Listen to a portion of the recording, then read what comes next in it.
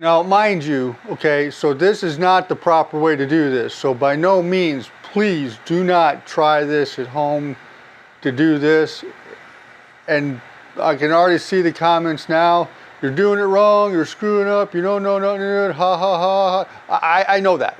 I completely know that. When I go to do the other one, I will be putting heat tape, metal tape, and all that stuff surrounding it, and put it on a table to heat up the bottom side as well. So before you guys throw your comments out there, I know. So anyway, what's up everybody? Ryan with CPP Tech. So today we're going to do an S&G thing, which means shits and giggles. So a little bit ago I teased that I'm going to actually, I bought some sockets for the Z490 motherboard on that Vision G we're going to replace, but since we're waiting on that, what I'm going to do actually is see if we can't just take this air gun without the heat plate, well the heat table, and see if we can't just remove a socket anyway. So this motherboard we're not going to be using too much because it's kind of, well, pretty much, well, garbage. So what we're going to do, you notice I got the phone here, we're recording all this, so we're going to see if we can't take the air gun and the soldering station and try to heat up the tin underneath the socket and remove this socket without any prevail.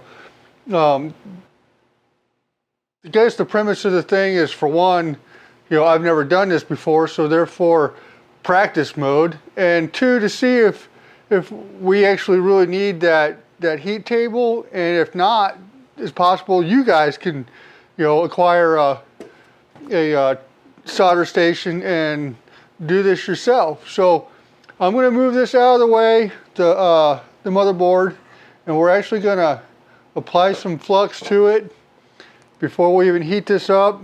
I believe it's supposed to be at 371 C, which is close to 700 degrees Fahrenheit. We're in the United States, but what we're going to do is we're going to apply this flux around the edges.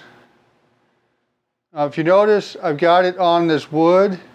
That way nothing important melts or gets destroyed or whatnot. And if I tend to melt anything on the board itself, oh well, like I said, this is just a practice phase here. So we'll go ahead and got that all fluxed up.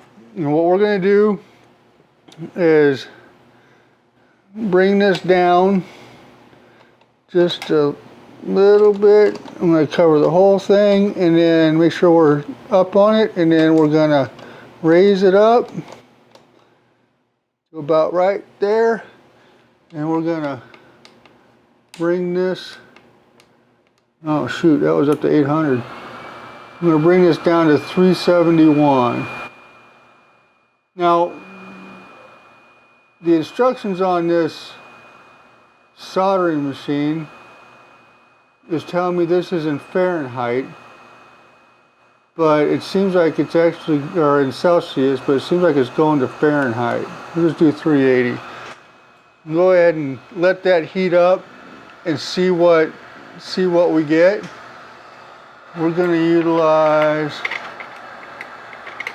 my lights are dimming because this thing is so, let's get some tweezers here. So what we're going to try not to do is when we get this pulled off is try not to disturb the caps that are inside the hole there.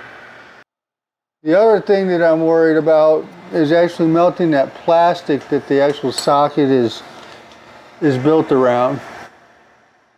I don't know how hard that plastic is, if it's real hard plastic and it takes a lot of heat.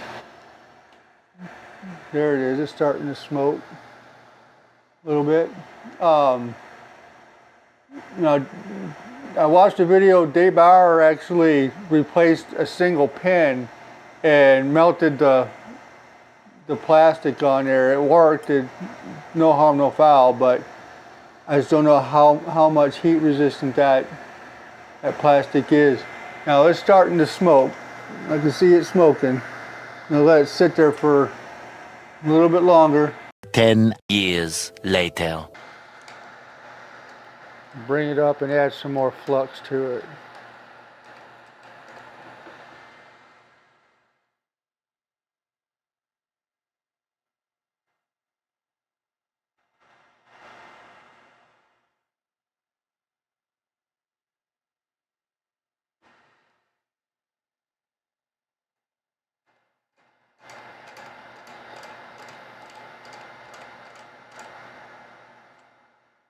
$2,000 years later.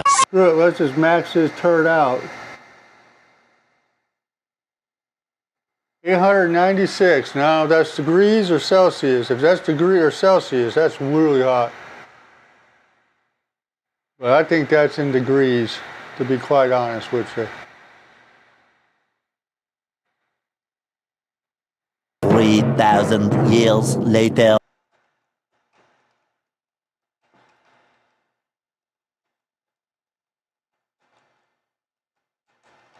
Ten seconds later. Almost going.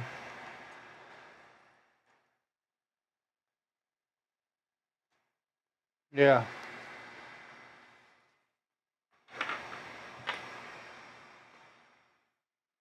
It won't heat up enough to get that whole socket off from the top. You gotta have the top and the bottom, but it's enough to where we start. It's enough to where we start peeling all this stuff off. Like I said, the pins will come out.